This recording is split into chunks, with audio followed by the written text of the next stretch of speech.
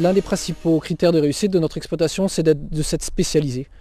Ça nous a permis en fait de pouvoir investir dans du matériel et spécifique qui sert pour quasiment, enfin surtout pour les récoltes, qui sert pour les deux cultures, donc avec un amortissement beaucoup plus rapide.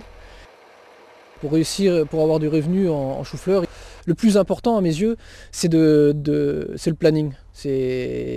Il faut préparer un planning de plantation dès le départ le plus pointu possible, c'est-à-dire jongler avec les variétés, les dates de plantation pour qu'au final, sur la saison de chou-fleur, il n'y ait pas de trous ni de trop gros à-coups. En fait, c'est lisser le revenu au maximum pendant toute la saison, avoir des rentrées régulières. Donc, c'est-à-dire des coupes tous les jours. Tous les jours, il faut sortir le matériel et il faut aller couper.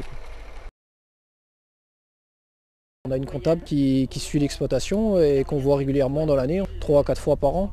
Les chiffres parlent d'eux-mêmes en fait quand on suit les bilans, les comptes de résultats et les suivis techniques, enfin les résultats techniques qu'on sort. On étudie ça entre nous et on voit, on voit très bien si ça marche ou si ça ne marche pas.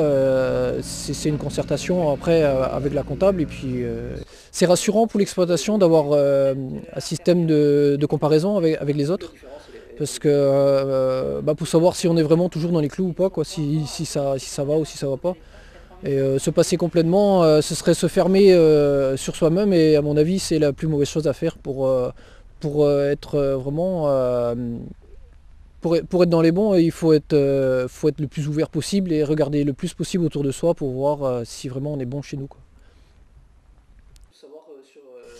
Moi, ce qui me procure la satisfaction dans le travail, c'est de voir mes adhérents réussir et dégager du résultat, d'avoir un revenu décent et d'avoir un revenu qui correspond à leur travail fourni, qui réussissent bien. Et je trouve que je suis très contente quand une remise de résultats se passe par un bon bénéfice.